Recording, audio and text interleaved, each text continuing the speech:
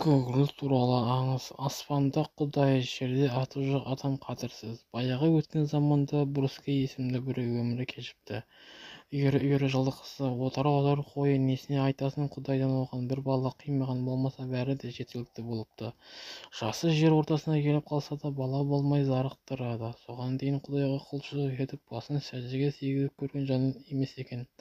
Ұрпақсыз өтіп бара жатқан өмірін ойлап уайым жеген ол әулиелі жерге барып Құдайдан бір ұл сұрауға көңіл кетеді. Ол аяғына темір етік, қолына темір таяқ ұстап жолға шығады. Жүре береді. Бәлкім 10 жыл, бәлкім одан да көп уақыт сапар шегеді. Ұзақ жол жүрген соншалықты темір етіктен теңгедей, темір таяқтан тебендей-ақ қалады. Ақыры оның әлі құрып тұрайын десе тұра алмай, өлейін десе өле алмай, ашық күннің астында сулап жатқан шағында жанынан өтіп бара жатқан әулие ен даладағы кісіні көріп, оның не іздеп жүрген пенде екенін сұрайды. Ал Бұрыскейдің жарты сөз айтуға да шамасы келмейді. Сол кезде әулие тізерлеп отыра қалып, Жиһангез мүсәпірге тіл бітіре көрді деп Тәңірге жалбарынады. Ол дұғасын айтып бола бергенде Бұрыскей өз бойына қуат пайда бола бастағанын сезінеді. Ол өзінің кім екенін, қандай мақсатпен жиһан кезіп жүргенін айтады. Сонда әулие оңашалық жерге барып тағы да Тәңірге жалбарына бастайды. Пендем, мен саған ризамын, сондықтан да қалауыңды берейін. Бірақ Құдайы садақа бермейтін, 5 уақыт намаз жығылмайтын Бұрыскей үшін жалбарынғанына түсінбеді. Мен ондай пендеге қалай ғана қайырымдылық көрсете аламын? Бұл жаратушым, дейді әулие. Бұдан былай ол тәубасына келіп намазға жығылатын болады. Сондықтан да менің сұрауымды орындай көр, тіпті өзімді кепілдікке ал. Сол кезде жаратушы оған былай дейді: о менің адал қызметшім, сені кепілдікке де алмаймын, бірақ сұрағаныңды бердім. Сен Бұрыскейден сұрашы, оған ұл қыз берейін бе, әлде бір ұл бір қыз берейін бе, өзі таңдасын. Алайда қайсысын біреу қажеттігін өзім шешермін. Әулие Бұрыскей қалаған жаққа мойын бұрса, әлі қуатын жинап алған оның тізерлеп отырғанын көріп, ол былай деп қана дауыстайды: Құдай-ау, мен саған жалған айтпаған едім. Мен тізерлеп саған мінәжат етіп отырған Бұрыскейді көрдім. Ол сөйтеді де Бұрыскейге жаратушының сауалын береді. Сол кезде Бұрыскей тұрып, 41-дей ұлы мен 41-дей қыздың маған не қажеті бар? Егер менің мінәжатым Алланың құлағына шалынса, онда маған бір ұлы мен бір қыздың берсін. Әулие Бұрыскейдің сөзін Тәңірге жеткізеді. Содан Бұрыскей де өзінің туған ауылына қарай бет түзейді. Көп кешікпей ол өзі туған даласы мен өзінің маңғырған малдарын сай-салан таниды. Ол бәріне де қарап тұрып, туған еліне аман-есен қайта оралған қуанышпен сезінеді. Өзі кеткеннен бері бәрі де баяғы қалпына, ештеңе өзгермеген сияқты. Ол бір малшыдан мынау мыңғырып жатқан ең байлықтың иесі кім деп сұрайды. Жол соғып әбден шаршаған, киімі де тозып қартайып кеткен оны бір де малшы танымайды. Бұл малдың иесінің кім екенін, қандай жұмысын бар дейді. Оған малшылар: өз жолыңмен кете бер, жолаушым.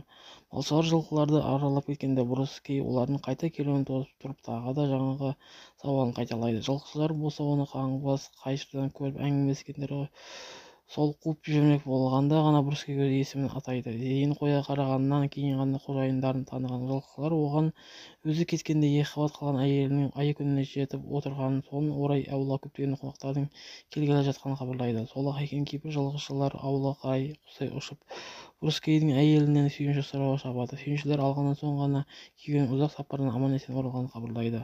Зайыбы қуанышын есін жинап үлгергенше Бұрыскей де үйге келіп кіреді. Бірнеше күннен өткен соң әйелінің ай-күні жетіп үріп ауызға салғанда егіз баланы, ұл мен қызды дүниеге әкеледі. Қуанышынан есі шыққан Бұрыскей жер ортасына келгенде Тәңір сыйлаған кішкентайларды қандай есім берерін білмей абдырайды. Сол кезде ол үшін Тәңірімен тілдескен әулие келіп үйге енеді. Сен ұлыңа, Көгіл, қызыңа Қанысбек дейтін есім бересің, дейді ол. Бұрыскейдің әулиенің айтқанына мақұл деген кезде ол жоқ болып кетеді. Балалар өскен сайын қарасаң көз тойғысыз әдемі бола түседі. 4 жасқа келген кезінде егіздер өздері жасап алған кішкентай садақ пен мергендік өнерін игеруге кіріседі. Әсіресе Көгіл айтулы мерген боларын таныта бастайды.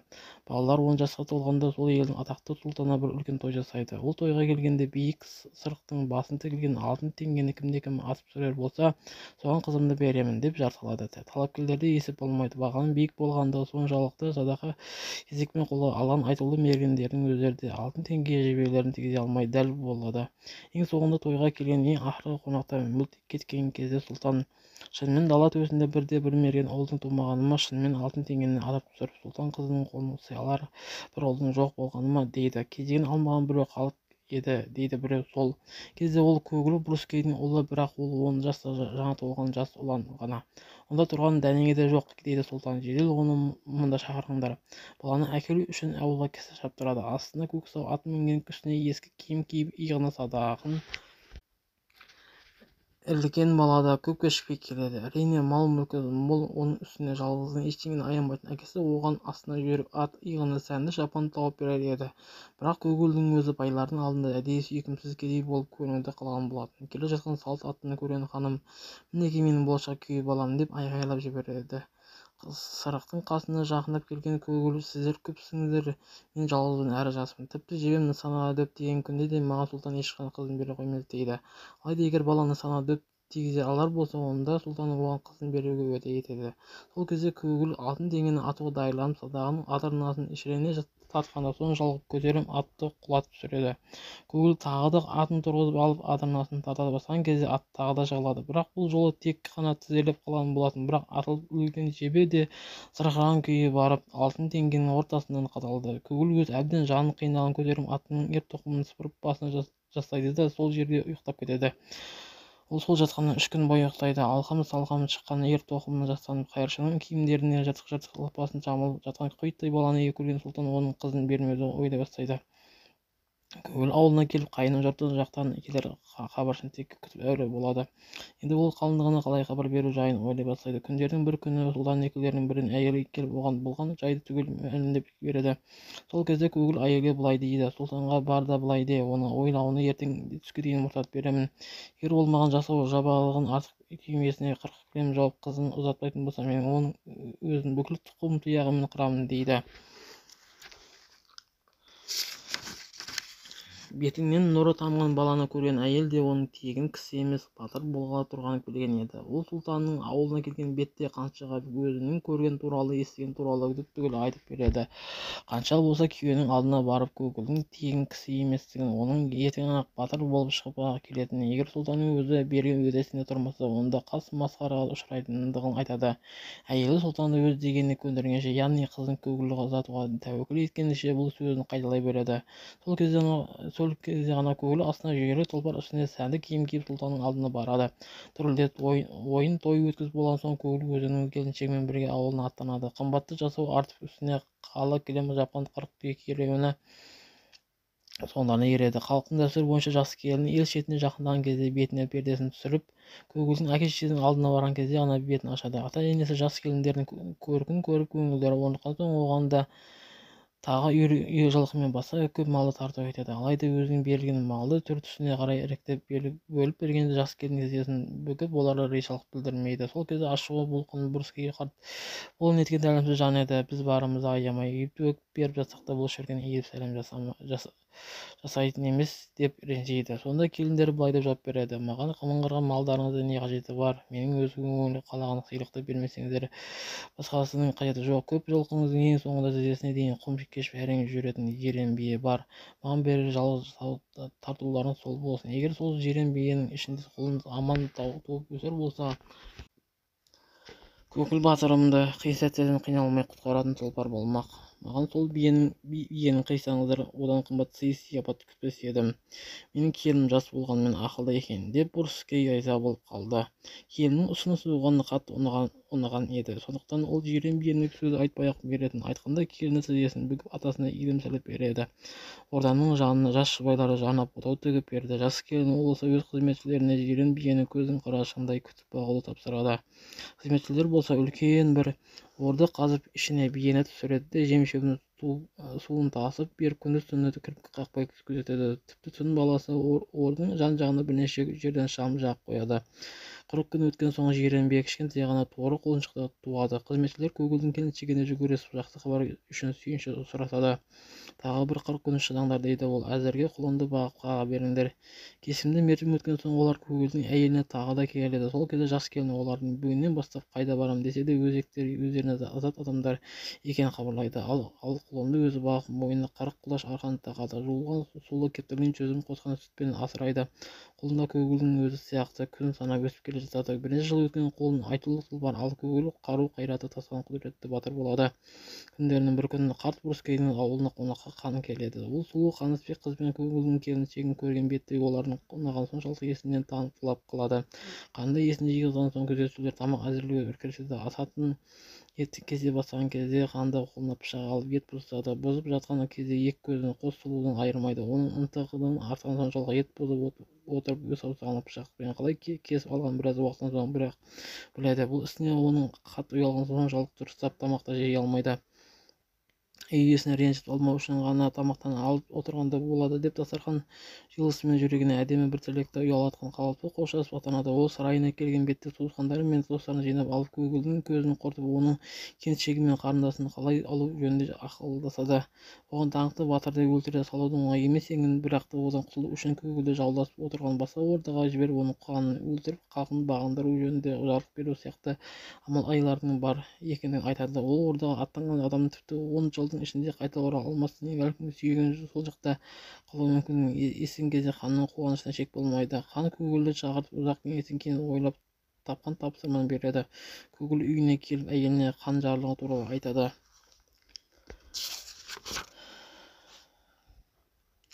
Оның сені жұмсағаны мақсаты басқа еді ғой, дейді келіншегі. Одан кеудесінде қандай иттің өліп жатқаны мәлім. Ол осындай болған кезде мен қарындасыңды көзімен ішіп жеу жаман еді. Оған керегі қарындасың екеуміз ғой. Алысқа аттандырғаны мақсаты да барғанын қайтпа деген болар. Алайда астында тұлпардың тұрғанда саған келер ажал жоқ деп есен сау орал. Көгіл өзіне бірнеше қызметке етіп жауға аттанды. Ол талай елдерді, талай жерлерді басып жау мекенін шетірек көрінгенше бәлкім 10 жыл, бәлкім одан да көп жол жүрді. Оны дөп басып айту қиын. Бір күндері қолы былғағанда иесі қанша қамшыласа да атты табандап орнынан қозғалмайды. Неге мені қинап айдай бересің, алдың толған жауы, дейді атты адамша тіл қатып. Ер-тоқымымды сыпырып мен жау қарасын болжап қайтайын. Көгіл атының айтқанын істеп, оның ер-тоқымын алуы мұң екен. Атты жата қалып алмайды дейсің. Бірінші күн жемге байланған тыңайып орнынан тұрды, дүр-дүр сілкініп арқырай түскенеді. Құсқа айналып бұлтпен бірге араласып ұшып кетеді. Содан ол 3 күн бойы ұшып жүріп, ақыры қайта айналып келіп қонды. Жаудың саны мен жалындығы немесе құйрығымдағы қылдың саны да көп екен. Не істейтінді олармен соғысасың ба, әлде елге қайтасың ба деп жақсылап ойланғаны жөн. Көгіл оған ештеңе деп жауап берген жоқ, бірақ қызметшілер өзін осы жерден тосуды тапсырды да, егер менің қадамның осы жерде жеткенін білсеңдер, бұл хабарды әке-шешем мен әйеліме жеткізесің, дейді.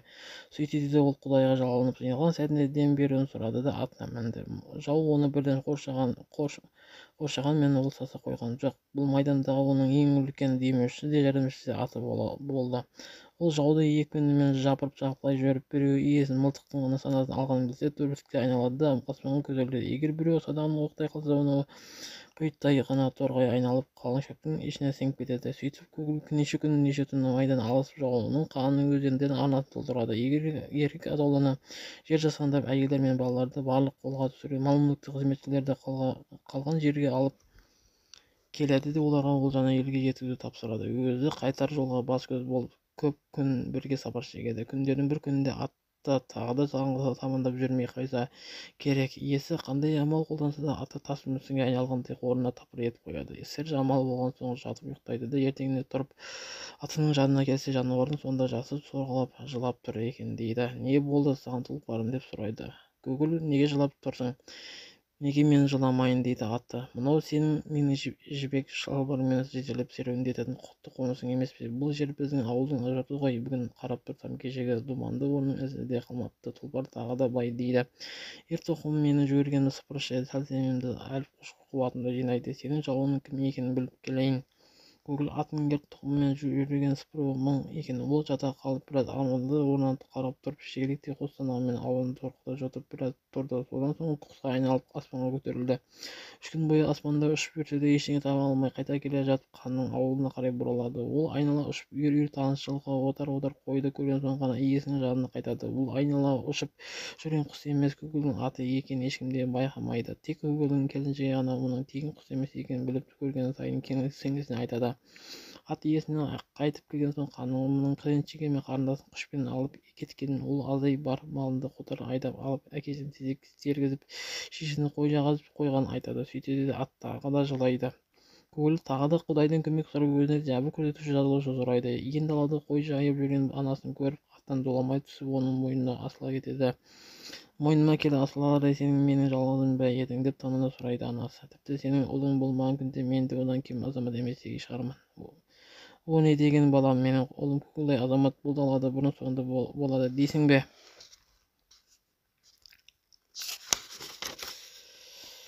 Баланың қайда жүргенін хабарың жоқ па? Оның да қайда жүргенін қайдан білейін? Ханның жалғыз соны жаугерлікке жібергеннен кейін хабарсызбын. Тек бүгін мен оның атының қанатының суылын естігендей болып едім. Қайдан білейін қарағым, ол да сайтанның қысасы қылығы болмаса. Көкелдің кеткеніне көп болып па еді шешей? Не бір ықылым заманда өтті ғой. Ендеше сол жалғызы менің анашым, шынымен ақ өз ұлыңды танымай тұрсың ба? Кемпір жігіттің жүзіне қанша қараса да баласын тани алмады. Жоқ, сен менің ұлым емессің. Егер сен оның досы болсаң, егер сен ол туралы бір хабар білсең, қарт адамды қинамай шыныңды айт балам. Көңіл мен ғой деді бала шыдай алмай. Міне бүгін қыс болып айнала ұшқан мен тұлпарым. Бәрібір қария осы сөзіне сенген соң Көңіл одан балаңның денесін іштен туған баласы жоқ па деп сұрады. Арқасында алақанның үлкендігінде қап-қара қаласы бар еді деп жауап береді қария. Онда арқамды қасып беріңізші дейді Көкіл. Арқанды қасимын деп қойдым, батырлап кетсе қайтсемін, онда қан мен байғұс тағы да қайыққа жығады ғой. Балам, мен мазалап қайтесің, өз жолыңмен жүре бер, одан да қойымды қайын. Бірақ Көкіл қарияны біреу-міреу жәбірлер болса, онда өзі оны қорғайтын айтып кемпірді өз дегеніне әрең көндіреді. Ол баланың арқасында үлкендігі алақандай қап-қара қаланы көріп, Көкілім сен бе едің деп бетін жас жуған қалпы ұлын құшағына алады. Өз баласын қалай танымай қалдың анашым деп сұрады баласы. Мен ұмытардай сабырда сонша ұзақ жүргенің бе, мұңлық болған сорлы анашым, осынша жүдеп жатармысың? Қартайып шашыңды қырау басып, жанарына болатын жас жеп тауысты. Ұлы да шыдай алмай жылаған күйі анасының құшағына сүңгіді. Есімде ештеңе қалмапты деп жауап берді анасы. Сенің қанша уақыт болмағаныңды, ханның ауылын қашан шауып шуланды, қол малыңды бұл еткеніңде, әкең мен шешеңнің табынын тіліп малай қылған қанша болғанымды ұмыттым. Бірақ бар білерім сенің жолындағы тосқанымды, өлшеусіз көп уақыттың өткені ғана. Сабыр ет анашым дейді Көкіл. Азапты күндерің енді артта қалды. Қалған ғұмырыңды ондай көрмессің. Құдай жәрдемші болсын. Әлі күн ерте болса да ешкімнен қорықпай отарды ауылға қарай айдай бер. Егер кімде-кім мен туралы сұрай қалса, балам аласа емес, осы маңда ғой деп жауап берерсің. Ол шешесімен қоштасты да атына мініп жүріп кетті. Қарт күйеуі оны жүгіре басып ауылға малын айдап әкелді. Бұрыннан бір қойға шамасы келмей қария бойында қуат біткендей соғатын қойдың екі-үшеуін қабаттап сөйлейді. Мұны байқап қалған хан Бурускейдің қатыны ұлынан бір хабар естіп қуанышында қойдың қисаймай жүрмесін аяғын сүйретіп әрең жүруші еді. Қараңдаршы, тіпті бүгін қуаның қағады. Ол қарияның жанына келіп одан ұлы туралы сұрайды.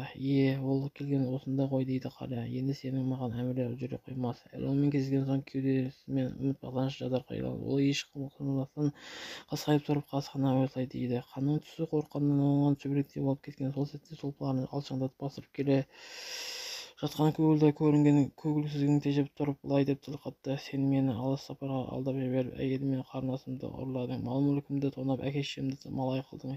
Мен сенің қаны басыңды қадірлеп, алғашқы жарлығыңды мүлт жібермей басымды әуеге тігіп жолға шықтым.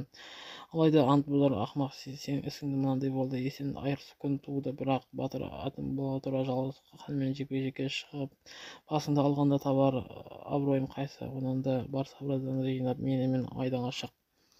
Хан иеліңді жұртты жинау үшін 3 күн мұрсат сұрады. Көкіл оның дегеніне көніп жөніне кетті. Хан болса иеліңді әр мекенге жау шығарып тұр. 3 күннің ішінде қара құрым қалың қолды жинатты. Көкіл болса бұл кездер Құдайға құлшылық етіп кесімді күні келсең жері келеді. Хан деген атың бар еді ғой, кезегіңді бердім, ал мен сен сарт садағына дейді ол. Хан ойланбай садағын тартып еді, жебесі тимей кетті. Әлі де сен нысана байлауын қамсанып тұрғанын, онда айтулы мерген атақты аңшыларды жина. Егер олар маған оғындарды алмаса, онда өз обалың өзіңе, саған жалғыз жалынсын. Ханның айтылуын мерген атақты аңшылары келіп сап түзеп тұра қалып оқтарын қарша боратады. Тағы да тұлпар иесіне қой боғындай қорғасының ұшы қыранға айналып бұлтқа араласып кетеді. егер сұр жебелер жуласы қара торғайға айналып қалың шөптің ішіне жасырынып қалады да бірде-бір оқты көгілдір тартпайды. сөйтіп мұндай бір жақты атыс табаны көректей 3 күнге созылады. атыс 4-ші күнге бет алғанда көгілдір ханға былай дейді: жарайды, хандығыңды құрметтеп 3 тәулік бойы өзімді нысанаға байлап нөкерлерің менің мергендеріңе ерік бердім. енді кезегімді берерсің, өзің біл, деді хан. көгілдір қарсы алдында атақты аңшыны, оның соңына 2 мергенді, үшеуінің соңына ханның өзіне қасқатар қойып қояды да былай дейді: сенімді серік болған жапырағым, мені жалғыз жебеммен 4-еуін бірдей болдым, неге аттандыру үшін адымына тартқан кезімде орнынан тапжыла көрме. сол кезде аты да қоладан қойылған мүсін де орнында тапжылмай тұрып қалған. көкелі болса садағының адырнасын шірене тартып қанқұмар сұр жебені жіберіп қалған. жебе зулаған қалпымен кел аңшының кеудесінен қадалды. одан өтіп қос мерген олардың өтіп ханның денесін аралап жандарын өзімен бірге ала кетті. хандарының өлгенін көрген қалың тобыр беті ауған жақтарына тоз-тоз болып үзе жөнелген. оларды қуып берген көгіл інімді дегенше біразын қойшақырып, сонан соң атының басын аулап бұрды. әке-шешесінің келіншегі мен қарындасын тауып алып ханның бар мал-мүлкін иемденді. өзі барып жаулап әйелдерін тұтқын қып әкелген. орда адамдарының арасында ханның сұлу қызы бар еді. оны көгіл тоқалдыққа алды. қарындасы қанысбекті көрші елдің берінің ханына ұзатып, өзі де еліне хан болады. бұл хикая осылайша аяқталады. қарттардың айтысына қарағанда, деп түйіндеді сөзін мырзақай, бұл оқиға осы біздің кең жазирада өткен бір тарих екен. әрине бұл оқиғаның ортасында жүргенім жоқ, бірақ көнекөз қарттар сөзінің ақиқатына күмән келтіруге болмайды.